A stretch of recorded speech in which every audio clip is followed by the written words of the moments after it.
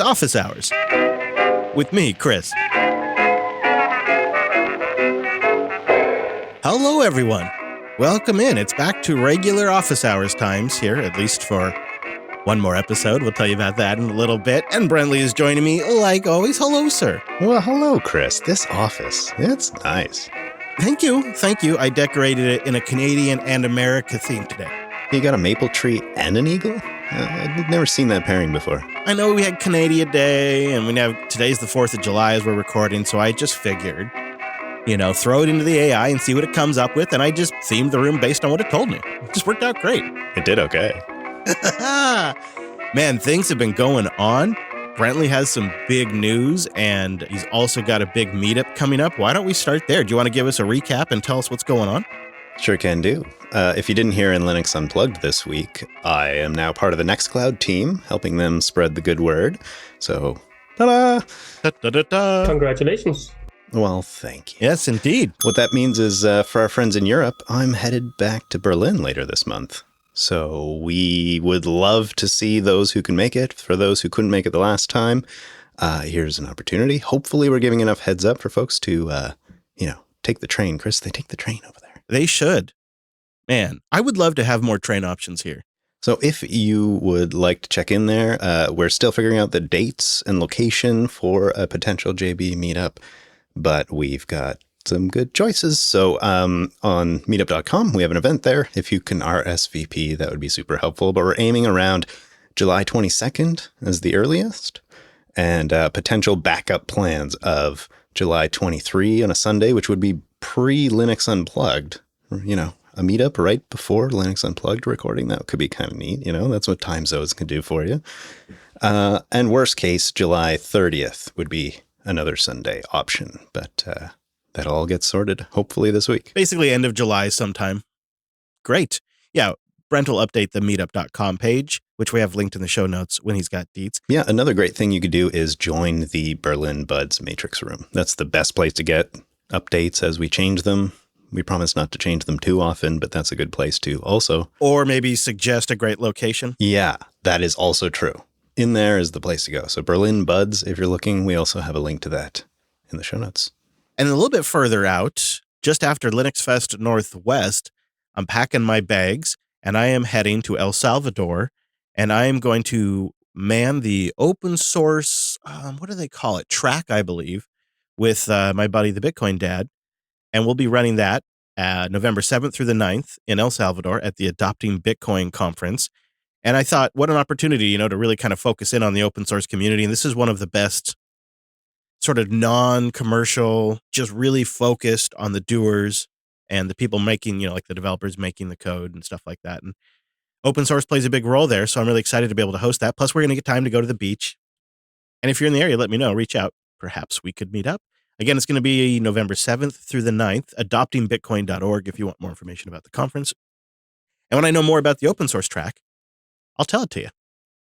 I'll get that figured out soon. Right now, my primary focus is Linux Fest Northwest, but then it very quickly will shift to that. And I've never flown that long in my life either. How long is it going to be, Chris? I don't know. It's got to be at least a 14-hour flight, right? I think something, 16-hour flight. I have no idea, actually. We'll have to find out at some point. Can you take a train? Well, the prices are pretty good. Take a train. I wish. I've also, me, I've also looked at it of course, I've looked at it in the route, like a road trip. Wait, can I road trip this in a truck or something like that? Oh, can Jupes make it? No, I don't think so. Well, I thought you put wings on there. Well, you could maybe do it that way. Yeah, it's an all day thing. That's what I'm gathering. The prices aren't too bad. Surprisingly, if you book it in time, you could get a flight for a round trip for like $300. What? Yeah, if you get it ahead of time. But it's kind of a budget destination. One of the reasons I'm going, to tell you the truth. I feel like maybe I'll wind the clock back on inflation a couple of years when I'm visiting there and save some money. Maybe not, but it's a dream of mine. I'm going to be fascinated to hear what you discover there, especially leading up to it. I think you're trying to make connections and meet up with some folks that are down there. I mean, we have a certain perspective in North America, but that's a whole new opportunity. So I hope you, come back a changed man. It got me thinking about it this morning because there's a conference going on in El Salvador right now. that's teaching folks the basics of Bitcoin development, and they posted a picture of the classroom this morning, and almost all the laptops, including the presenters, are all Linux, and you could just see it. Gnome's in there, Plasma's in there, Unity's in there. It's a room full of Linux users, and that got me really excited. Maybe I will get a chance to see some Linux in El Salvador. But let's talk about podcasting, because I think this is going to set us up for our main topic today. We're going to discuss some big changes that we're going to be making. But let's start at the other end. Let's start with automatically created low-cost content, because a survey conducted by a AI content creation company suggests that 82% of podcast listeners are actually pretty okay with the use of AI to improve sound quality by removing background noise, or perhaps even translating captions into different languages and making podcasts accessible to global audiences. In fact, it expands out even there. 78% of listeners endorse AI-generated transcripts and captions. 74% of respondents suggested highly relevant podcast episodes based on a topic that could be suggested by AI. They're fine with that. But even getting down to automatically generating content in the episodes, it's in the high 70s, 70% range, that people are okay with AI-generated content if it improves the overall, I guess, quality of the content. In the 70% range for that. That is like the others, I believe, because why not make the experience better? Yeah. But the content piece has always been the hesitation. And so I'm, I don't know, skeptical of that number, if you might say. I would be curious to know if this is just skewed because Acast, which describes themselves as the world's largest independent podcast company, like, how could they even know that? Right? Do they have any idea what the other podcast companies make or how big? I mean, but they clearly have an AI product, not only a content generation product they're trying to sell, but also an AI generated advertising platform that they're trying to sell to do AI content matching with ads. And they've released this study, and it, I think it reflects what they want to see from the market. I'm convinced that you could use AI to automatically generate chapters and transcripts that could be published immediately and then perhaps reviewed by a human at a reasonable date to be corrected. But I don't think we're there completely yet. There's a new service come along that's just brilliant. It's called transcribe.fm. And it's as simple as it could possibly be. You upload an MP3 file. You connect your Alby account. So say you already have some sats to boost into the show. You connect your Alby account. You give them a pay what you want amount. I did like 5,000 sats. And within minutes, they'll transcribe an hour-plus long podcast. And they'll even attempt to do speaker identification. They make it available in the various formats you might want, like JSON or SRT or HTML. It actually sounds really attractive for us, Chris. It's like a problem we've been trying to solve, I don't know, for 8 months now.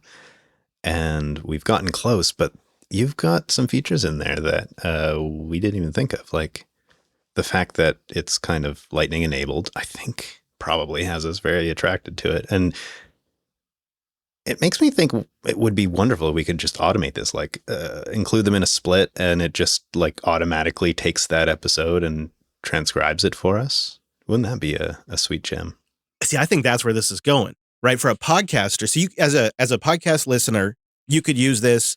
You log in with your existing Alby account, and then you just upload the MP3, pay in the amount of sats you want, and then a couple of minutes later, you get the transcript file. And so as a listener, you could do this for any podcast you want. But as a podcaster, I think that's where this is going, Brent, is perhaps we put them in for like a 4% split or something. And as long as they are in that split, they know the RSS episode, they know the feed number, they know all that stuff. They could go grab the MP3, auto transcribe it, and put that JSON file up on an HTTP endpoint for us. And they could just keep doing that as long as they're in the split. And if we want to move that internally, we just pull them out of the split. And if we decide we want to go back because maybe our internal solution didn't work, we just add them back to the split. Or maybe they're in some shows and not others. When you integrate it in with Lightning, you get away with all of that subscription nonsense and account management stuff, but you can still fairly use the service. And I think this is a great example of where podcasters can use the sats that their audience is boosting them to now turn around and get transcriptions with very little work on the podcaster's part. And audience members can take the sats that they might already have because they've been boosting in and toss a couple at transcribe.fm and get their own transcript for a podcast that doesn't offer it. It's brilliant.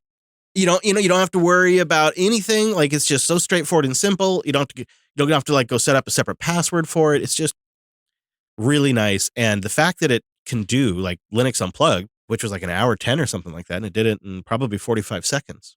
Whoa. Okay, that's impressive. And how was the accuracy? Pretty good. I mean, I don't know if it's as good as our internal stuff, but our internal stuff also took 5 minutes. Okay, fair enough. Depending on, if you just want to be able to get the idea and search for certain information, I think it's probably good enough. I would imagine there's an opportunity here to also cache those results. If you think about, we already did Linux Unplugged, for instance, that file will have a hash that you could just easily look up in a table or something instead of doing the whole thing over and over. So I hope they're thinking about that on the back end. I hope so too. I think the chaps over at Fountain are thinking about that because Fountain FM has also introduced transcripts. I mean, there's really some stuff happening with transcripts right now. I'm very happy to see this. Some podcasters, unfortunately, are wasting their time on dynamic ads and trying to scramble to get that working, but others are focused on adding new features and capabilities to their podcast like transcripts. And Fountain has made it stupid easy. It's so simple and straightforward and also very fast. What I like about what they're doing is they kind of followed your model, Brent, where a premium user or a user who's not a premium user can pay a one-time tiny fee, like 2,000 sats, and generate a transcript for a podcast. And then once that transcript has been generated once, it's available for everybody. And it's right built into the Fountain FM app. It's just a button in the player. And so I'm a Fountain premium user, so I get unlimited transcripts on demand. But you can pay, otherwise it's like 50 cents for every hour of audio transcription, which works out to be about 2,000 sats for every hour. So if it's a 2-hour show, you pay 4,000 sats, you get a transcription in like 30 seconds, and now it's available for everybody. It's so nice. I mean, now theirs is limited to their system, right? Where Transcribe FM is a website, you just go there and upload an MP3 file. But if you're already using Fountain, that's awesome. Well, I could see this like moving into just becoming a little bit of a standard. I mean, maybe that's me being a little bit idealistic, but let's say Fountain transcribes it and a community member funded that as a sort of gift or value to the other listeners. Why shouldn't that be available in all the Podcast 2.0 apps? Wouldn't that be a great thing? So with the way that Transcribe FM does it, if a podcaster runs it, they get a JSON file or whatever, and they can put that up on their website and then add it to their RSS feed, and it would be available to every Podcasting 2.0 app immediately. These pieces connecting are just so close, right? We need to have like one conversation to make all this happen. Yeah, I think Sovereign Feeds could inevitably be the tool that integrates all this. So you go to Sovereign Feeds to update your Podcasting 2.0 RSS feed or to create an RSS feed. And then it'll just give you an option. Do you want to integrate Transcribe FM? Do you want to integrate this or that? And then it'll just generate on the background, and post that result file to some HTTP endpoint that you give it. And it's getting there. It's so close. I'm so excited to see it because transcripts, I believe, are going to be a game changer for podcasts in like a slow burn way. At first, it's just going to open it up to an audience that maybe the audio hasn't been accessible to. And that is something that podcasting has been so negligent for like a decade. It's embarrassing. We really should have been all over this years ago. And so it's a shame to see some folks dragging their feet now because this is a blight on the podcasting industry, and we have made it inaccessible to an entire demographic of potential audience members. So we need to solve that problem. Additionally, which is clear and an immediate benefit, is all of a sudden the content of the podcast becomes a lot more searchable. We have a lot of really, really, really good information in like Linux Unplugged last week about the Red Hat changes. There's not really a great way to expose that information to somebody who isn't willing to commit an hour and 10 minutes. Whereas this might give them the ability to get the information. Oh, these guys actually sound like they have a good take. I'll go listen. Or I'm searching for this topic. Now Google can actually expose our podcast episode as something that contains that information because there's nothing there for Google to index right now. So it's going to help with SEO and discovery and search, obviously. I also love the idea that you could scrub through some audio like find a keyword that you're really interested in and then just jump right into the podcast at that point, especially if you're new to a particular podcast. That's quite a nice way to get introduced to the topic, but also to find new podcasts that you might be interested in that you didn't even know were talking about a topic that you're really interested in. Also think about it in terms of citing a source. So if we want to cite something that somebody said in a podcast right now, what we can kind of do is either we can play a clip or we can say, in episode 343 at the 30-minute and 9-second mark, so-and-so said, right? That's just kind of silly. It's a bit clumsy. Right. But if podcasts had a transcription as a default, it would make citing the interviewee or the sourced information much simpler, not just for other podcasters, but for people that are writing publications, maybe they're in a written format and things like that. And it's also maybe easier to just share a paragraph with somebody that's new to a podcast than it is an audio clip. And then some podcasts, you could maybe even repurpose that text somehow. I'm sure there's a lot of ways we could kind of come up with that. So I'm excited to see transcription really getting easier and more accessible between things like Transcribe FM, Fountain building it in, and also Whisper CPP just being available to generally anybody that has enough CPU cores.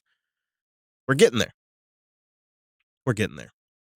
I don't know when exactly, but it's close. It's close, and I think it's going to be sooner than later that most of our shows have a transcription file somehow. It would be done probably today if Fireside FM updated their transcription support to the Podcasting Studio standard, guys. It's so sad. It's okay. It's okay. I've been patient. I'll continue to be patient. Other folks, though, are focused on maintaining the status quo. And this has actually sort of upset me this morning.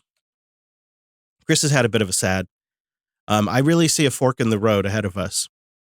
Trying to maintain the status quo, sort of kick the can, the advertising solution down the road, and embrace dynamic ad insertion, and kind of give up sovereignty over your content. I mean, think about it from my perspective. Imagine spending 18 years building out your channel, your voice, curating every minute of audio, applying everything you've learned about microphones and editing and compression, and seeking out team members who can then bring in their expertise and bring it to the next level like Drew does, and working with them to make sure that the product is as good and represents what you want as much as possible. Imagine doing that for years, some even longer than I have been, and then handing over that to some advertising system, some company, they don't know you, they're probably VC funded, and they're just going to slam an advertisement in there. It's a violation of what some of us have been building our entire careers. And it's only in a moment of desperation would creators who have been building that make a change like this. Times are changing. And this morning I learned that Twit.tv has joined in partnership with Libsyn to begin rolling out dynamic ads in the Twit podcasts. Now this stings because Leo Laporte, I believe, made the host read legitimate for podcasts. Leo Laporte came from radio, and he brought a legitimacy to the podcast host reading the ads. And he originally had such great advertising, he was able to do it with genuine passion. And I think he set a bar for how host-read advertising was done in podcasting. And he also created his own media empire after Tech TV crumbled. He switched over to podcasting, and he built his own business. And they took that advertising, they brought it in-house. But like so many businesses that are built on a certain model, Twit became inflexible and unable to adapt to perhaps a more value for value type model because it simply doesn't scale to like 20, 30 employees. I believe value for value models generally predicate a pretty lean, mean operation. What you see in the splits is what you get. And if you can't afford it via the splits, you probably can't afford to do it with value for value, at least right now. And that's just not where Twit's at. But as somebody who's in this industry and as somebody who watched Leo Laporte help legitimize the host read ad that made this a medium that was possible for thousands of other podcasters to make a full-time income. And to see Twit make this change is really hard for me. This is losing one of the OGs. And I can understand it because of their scale, but it still stings, Brent. It still stings. It's interesting to see in the chat here, some Linux users suggesting that Twit has tried this in the past as well, 2018 and 2020. And so I'm curious, they must have tried it and not been happy with it and gone back, but it's just a progression of that idea of sort of giving up that control, isn't it? And I mean, you've been predicting the shift of the industry a little bit for the last, is it a year, 2 years, something like that? I'd say 2 years I've been bringing it up, and for the last year I've been obnoxiously consistently bringing it up, right? Yes. And that's, I think, maybe in part why I'm frustrated. If I saw this coming, others could have seen this coming, or they could have listened to me. Either way, we could have spent the last year building something together, right? Imagine if Leo had gotten 5% of his audience to start doing boosts. And some of our other friends who are going to be switching to dynamic ads or who are losing advertisers had spent the last year getting 5 to 10% of their community doing boosts. We'd all be in a position now where that may actually be a viable way to support content because we'd have critical mass. Instead, I've spent the last year eating sandwiches, telling everybody this was coming. And here we are. And I think it's such a tragedy. If you come at it from what made podcasting great, was that it didn't have that commercial influence. It wasn't radio. It was something that was handcrafted by people who really cared about that topic, and they were so passionate about that topic, they were willing to commit the time and energy and capital to make content about it because they just love talking about that thing so much. That's why they started a podcast. And now there's two paths with dynamic ads. It's either a race to the bottom, because as you remove the host read, you remove the sort of brand credibility that brings, the sort of host endorsement that brings, which is a huge part of what the advertiser is paying for. So you make the podcast ads less valuable. So the cost goes down, right? Libsyn, which is who Twit has selected, has spent years campaigning. I've documented some of it on this show, has spent years campaigning to get the cost of podcast advertising down. The numbers that Libsyn posts are half our numbers, because they're trying to bring the cost down, because they want to have a YouTube-like experience where you can buy ads at massive scale across multiple creators. Twit's gone in with Libsyn, one of the biggest offenders in driving this price to the bottom. It's a race to the bottom. So that's scenario one. Scenario two is that this is successful and it makes all of these podcasters more money. That's the path that leads to radio ads, my friend. That's the path that leads to a clock. That's the path that leads to integrated ads that get inserted at the hour, on the hour. That's the path that leads to commercial radio. And then that's also the path that leads to regulation, but that's a further down the road thing. So where I see dynamic advertising going is two different routes to hell. Either, most likely, a race to the bottom as they begin to devalue, especially as they work in AI generation, or they're successful and we end up with radio and RSS feeds. Very, very, very disappointed we're at this point, especially after a year of me talking everyone's ear off about the problem, making the case the entire time. And, as we sit here right now, Bitcoin is up on the year at its high. And so if you sent us a row of ducks a year ago, your row of ducks is doing more work for Jupiter Broadcasting right now without you having to do a single thing. Extra quacks. Right?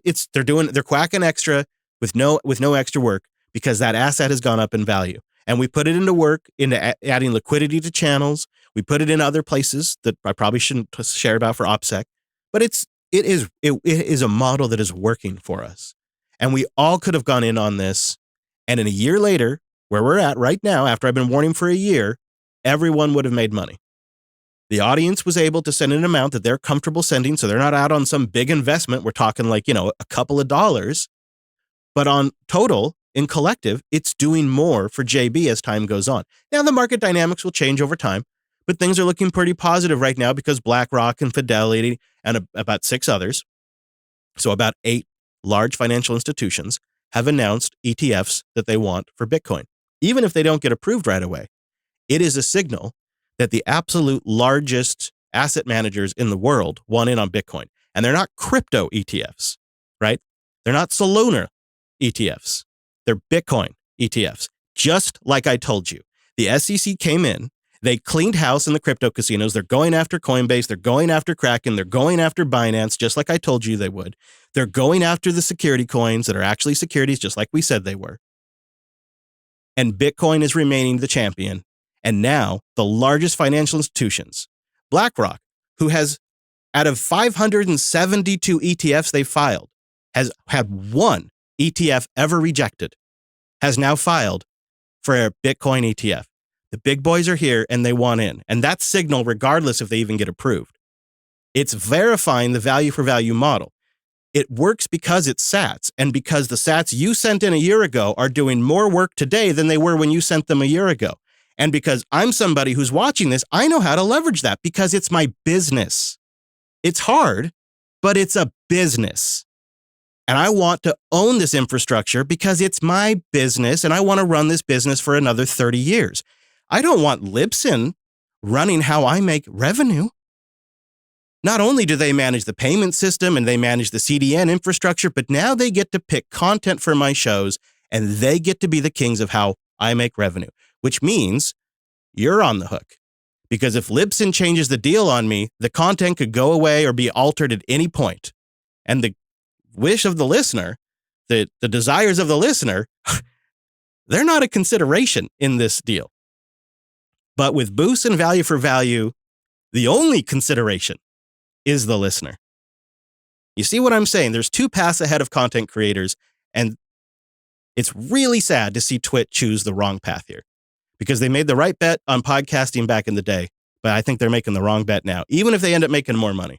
Now, Chris, I'm curious, since you have, some extensive perspective, I'm curious if you think that these automated insertion ad platforms will change the structure or content of some of these shows that we've come to love for so long. Is it going to change the actual content as well, in a way? Well, it is going to require more brand safety. It's going to be more akin to like, oh, I can't say that kind of stuff like you hear YouTubers say all the time because they're always constantly worried about YouTube punishing them. It's essentially going to be more of that over time getting applied to podcasting.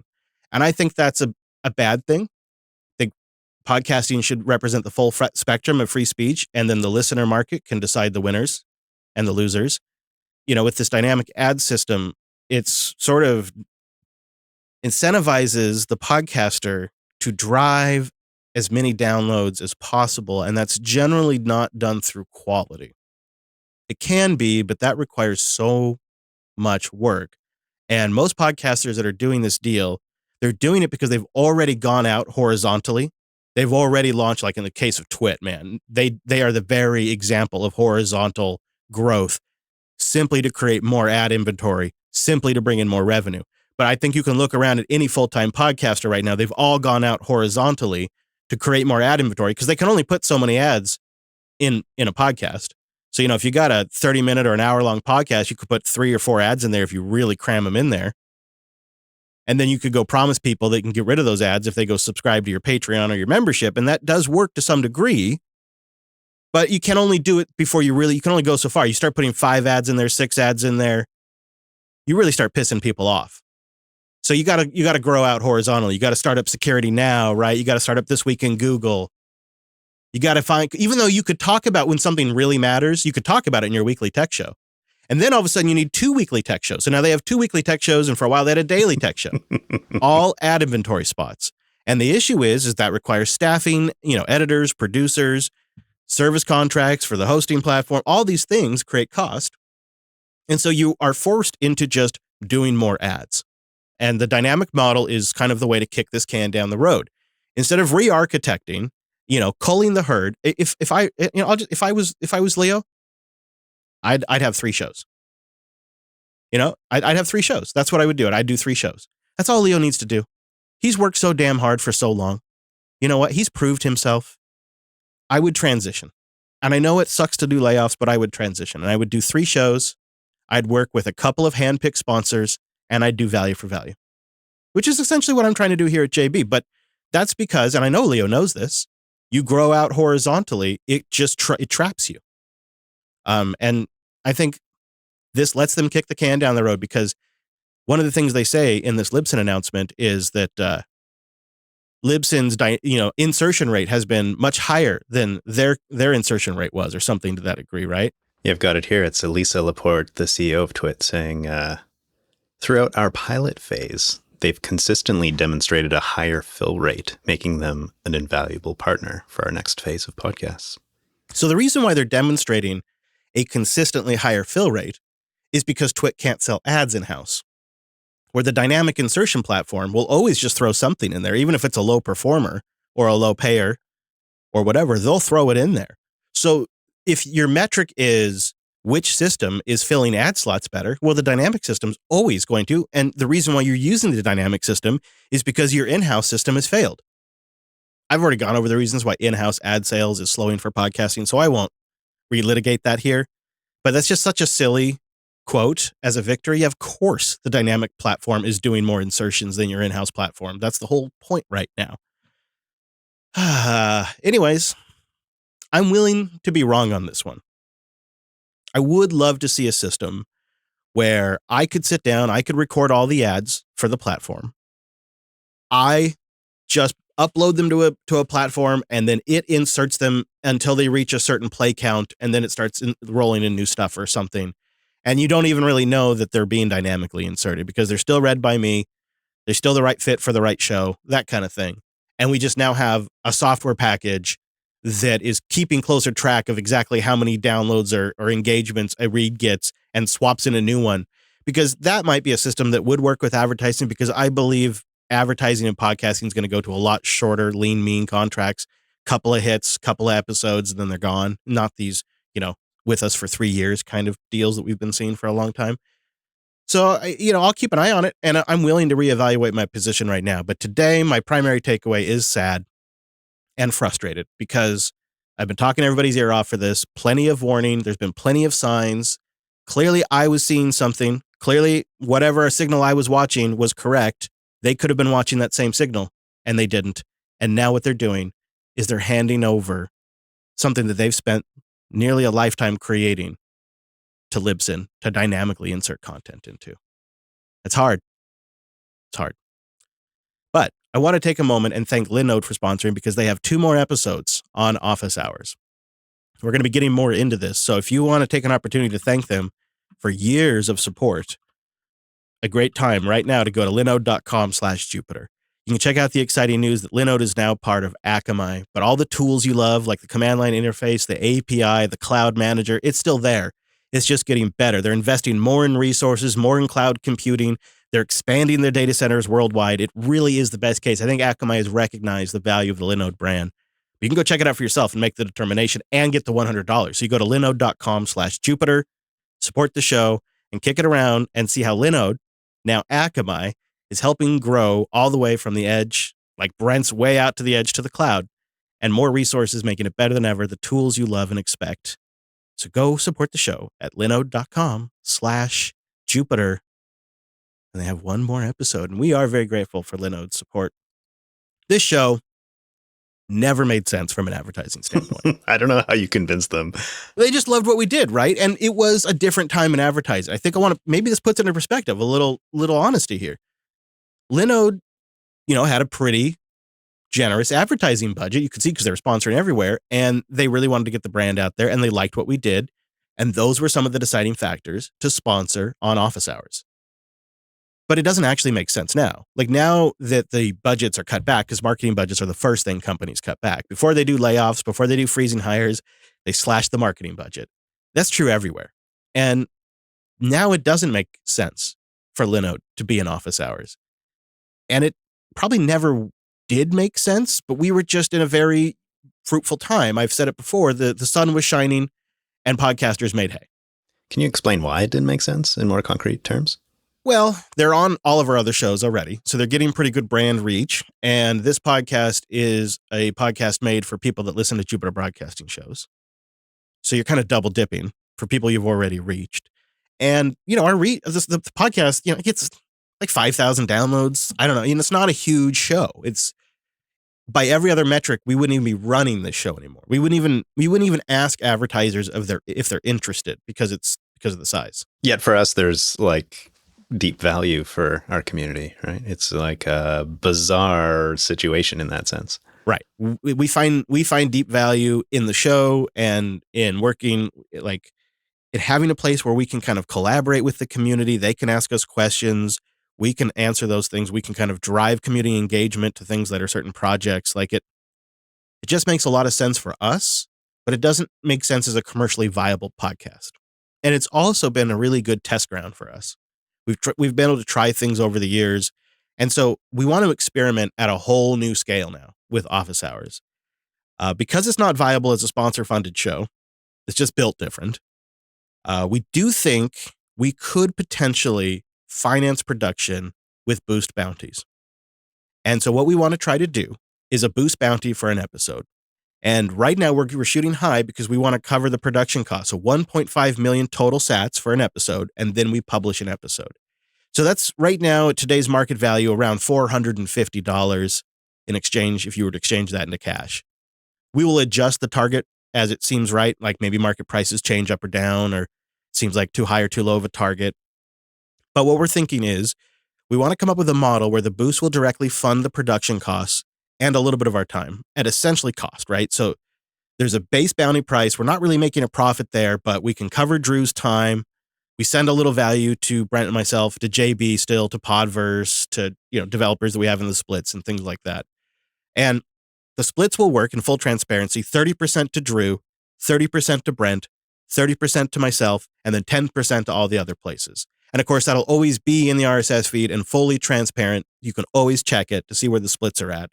But with this experiment, we're going to see if we can directly fund production using boosts. And so when we get to a certain amount, with those splits, Drew will have earned enough to cover his time for production editing.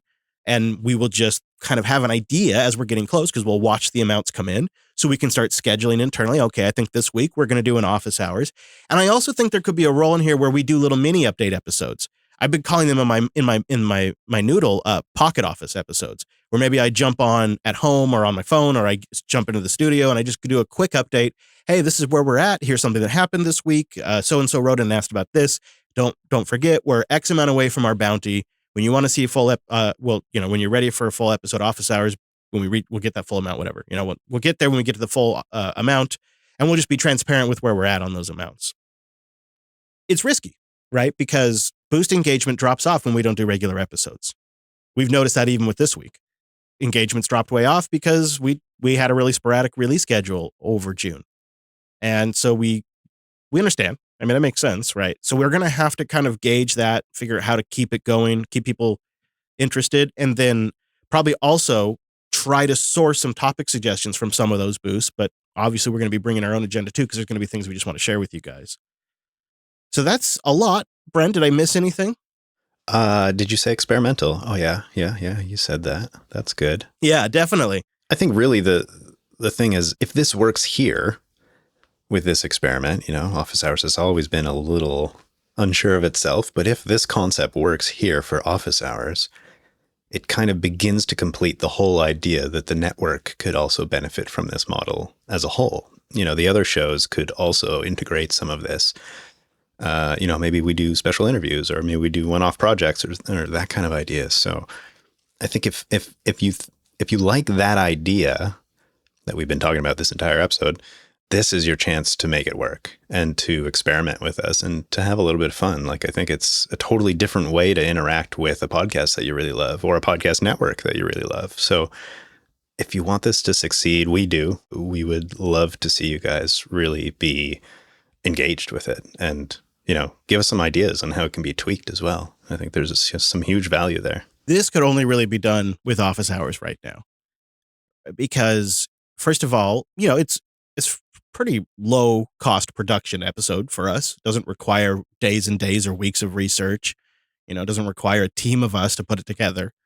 It's really my time, Brent's time, and Drew's time, and often a little bit of West's time in there. And so we can be really we can be low cost in the production. And we can produce an episode when we can afford to run it. That's what I like about this bounty system. The way it would work right now is if we just wanted to keep the show going in case another sponsor wanted to advertise, or maybe if we kept it going on the regular, we just organically generate enough boosts, but we'd be taking that money out of the general fund to keep the show production going. And as advertising revenue goes down, there's other changes JB has to make if we want to keep the quality high. And so instead of killing a show, perhaps we move it to this bounty model, because then the network can forecast when we can actually afford to run it. We can forecast when it's going to be time to actually produce it. And the audience can watch the entire process all along, because not only is everything on the blockchain, but I think inevitably there'll probably be some role in there for maybe creating like a dashboard that shows a leaderboard that shows where we're at, how close we are to the goal, maybe who boosted in and their message. All of that is very doable, and it could make this even more successful. And I think maybe Office Hours ultimately isn't the show that's so valuable to the audience that they're willing to make this happen on an ongoing basis. But if we could validate the model a couple of times, maybe it could be applied to another podcast, or maybe it does work here. We'll just have to kind of see. It's sort of a unique opportunity with Office Hours, since it's not really a viable sponsor show. And we do have to be really careful about our costs coming up over the next year, especially the next 6 to 9 months. We're going to have to be very careful as a network about our costs. And so doing this allows us to maintain the content, produce it on a schedule that we can at least forecast, but only actually commit to doing it once we know we can safely afford to do it. That, to me, seems like a game changer if it works out, assuming we pull it off. Now, Chris, True Grits has a question for you. Does this also include counting the streamed sats? Yes. Yeah. So what we'll do is Wes has a great script that we'll go through, and we'll just kind of periodically grab the boosts and the streaming sats that come in and total them up. And then we'll generate a little internal report for us that we can just kind of keep an eye on. So we'll have that kind of process, and the streaming sats are counted in there. Well, I think I'm out of questions. Does anybody else have any questions? But I think we'll be definitely reporting on this as it goes, because we don't know what we're doing, and it'll change as it goes, right? Yeah. I mean, like the one area I think we really don't have any idea of is like, how do we keep it rolling so that way we let people know we're getting close, or we need their help to get to the bounty without being obnoxious and without doing the cost of a full episode to remind folks. And is there a room in that for me to experiment with new formats? Briefer, quick updates that are just like little quick hits. Oh, that's kind of fun. Mm-hmm. Wasn't that your sort of idea for Office Hours at first? Was just like sit down, record a quick thing, and send it out there? Yeah, maybe. Yeah, because the feed could turn out to be like a quick hit feed update for things going on. Hey, at JB this week, we got this going on. Hey, this item went on for sale. This meetup's going on. Hey, we're this week. We talked about XYZ if you're interested in that topic. I don't know. And then, by the way, we're at this point in our milestone, sort of as a quick wrap up or something. Maybe thank like the last person that boosted in or something. I don't know. Like I could do anything. I just don't really have it clear yet. I don't have a clear picture yet. I'm willing to give it a shot, because there's a network effect we could do here, right? As we get close, we could say, hey, on Linux Unplugged next, say, hey, you know what? We're really close to our bounty for a new Office Hours. If you've been thinking about kicking in, we're 60,000 sats away from hitting our milestone. We could do those types of things too every now and then to remind people. A Cacti Chameleon says, hey, you should call them podcast shorts. All right. I was thinking pocket offices, but yeah, podcast shorts could be good. And I put them in I'm going to do vertical waveforms, waveform of the video, of the audio. Oh, God. Just to keep it consistent. I would also want to make sure we're publishing the updates in there. That's something else I have to kind of work out. So there's deets right now. Like if I do a quick and dirty publish from my phone, it doesn't necessarily go to all the right spots. Like it doesn't go to the all shows feed necessarily. It doesn't go to the members feeds necessarily. So I will also have to sort that out. But I think 10 minutes of chatting with Wes, we'll have that figured out. So that I'm not too worried about. And then ultimately we'd have to come up with another perk for party members. It's going to be tricky because the party memberships are really important. So we don't want to reduce their benefits. At the same time, we want to be able to experiment with this format to see if it's a viable format. So I'll have to give that some more thought too. But I don't know. I'd be interested to know what people think. Any other questions, or shall we get to the boosts? I think that's about it, Chris. And now it is time for le boost. All right. Well, Adversary 17 comes in with 60,901 sats. They're our baller booster this week. They say, hey, Chris, second time booster here. I think there might be third time, actually, by the time we get to this message. I just wanted to say thank you for educating me on Bitcoin and Lightning and being so passionate about it. Your energy is contagious. Keep up the great work. And I love all the podcasts you and the team produce. P.S. This is a zip code boost. Oh, Brent, you should have warned me. I got to get the map out. Hold on. Okay. I know I can find this. See, it's over here. It's America. Maybe it's America. Yeah. These maps are so big. Yeah, it's big. Oh, here, I found Chicago. Okay, let me get in here. Looks like it's south of Chicago, down the 57, in a place called Kankakee. K-N-A-K-E-E. Kankakee, Illinois. You even spelled it wrong, did you? I think it's Kankakee. I think it's Kinky. No, I'm pretty sure it's Kinky. It has a lot of K's and a lot of A's. I think it's Kinky, Illinois is what it is. That's, thank you. I found it on the map, though, so thank you very much. Appreciate the zip code boosts. Those are my favorite adversaries. I'd like to see you try to fold that map up again. I think I should just leave it out in case we get another one. Nope. Scott comes in with a row of ducks. How do you think Nostr could be used in podcasting? Ephemeral chats for live streams was brought up in LUP once. There are ways to bring Nostr and RSS feeds together called Nostr RSS, and I've been working on Podping replacement in my free time called Nostr Notify. Huh. I don't know if any of it will make a big difference to podcasting or not. Thoughts? Scott, I think I like Podping, but I think having an alternative is worth considering, and one based on relays and not the Hive blockchain, I think is interesting to discuss further. Ephemeral chats was my idea. So you'd have a chat room that exists for that one episode kind of a thing. But I like yours a lot, Scott. Keep me posted if you develop any further. Gene Bean comes in with 4096 sats. Cast-O-Matic is my favorite iOS app, and I'm not using it right now because of a bug with boosting that will likely be fixed by the next time you read this on air. Well, thank you for the hot boost. Coming in hot with the boost. I hear so many good things about Cast-O-Matic. I'm going to have to give it a go. Gonna have to. When they get that, if they get that boosting thing fixed, let me know, Gene Bean. I'm gonna have to try it. Taco Strange comes. That's great. Best Taco Strange comes in with 10,000 sats. I had no idea the Cash App was on the Lightning Network. It's so much easier to load up my Fountain wallet now. Here are the sats I use to test out the process. Hey! Thanks. Very, very nice. True Grits boosted 10,000 sats across 2 boosts. I really enjoyed this episode, and I'd love to see more like it in the future. I also agree with the booster that mentioned scaling the show down to 1 episode a month if need be. However, I hope it doesn't have to come to that. Yeah, we will see. Now, I mentioned when we take time off, the boost consistency drops down.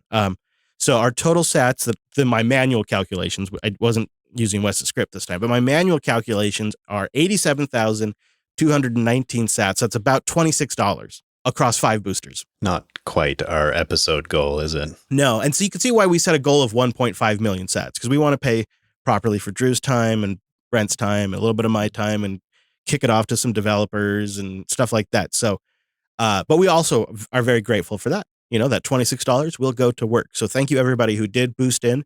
You can boost in with a new podcast app at podcastapps.com. Fountain, Cast-O-Matic, and Podverse. In fact, Podverse just had a great update for Android users. Big thumbs up on stability. So if you haven't checked one of those apps out yet, now might be the time. If you don't feel like switching podcast apps, you can boost directly by getting Alby. GetAlby.com. Top that off, either like from the Cash App or just directly. And then you head on over to the podcast index. You look up the old office hours, which is a pain in the butt because it's a bad name. So I'll put a link in the notes and you just boost right there from their website. It's such a bad name. I have a hard time finding it. And it's my face. My face is on the artwork for some reason, and I have a hard time finding it. Why did we do this? So we have one more episode of the traditional office hours format, which we think it probably works out perfectly.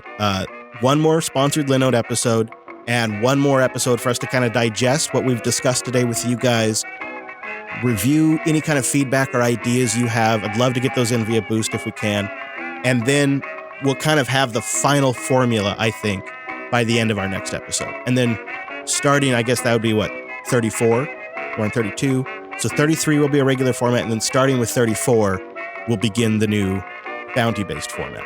We'll have to come up with a name for it too. So if you got a name that's better than Bounty Boost or something, let me know, because maybe it's catchy. It'll catch on. Others will follow the model. Either way, it's either going to be a success or it's going to be a dramatic failure. But because we're doing it right here, and not only are we doing it live, you'll find out about it one way or another. But with that, I got to get to a 4th of July party. Happy America Day for those who care. And thanks for joining us. Bye, Brantley. Bye.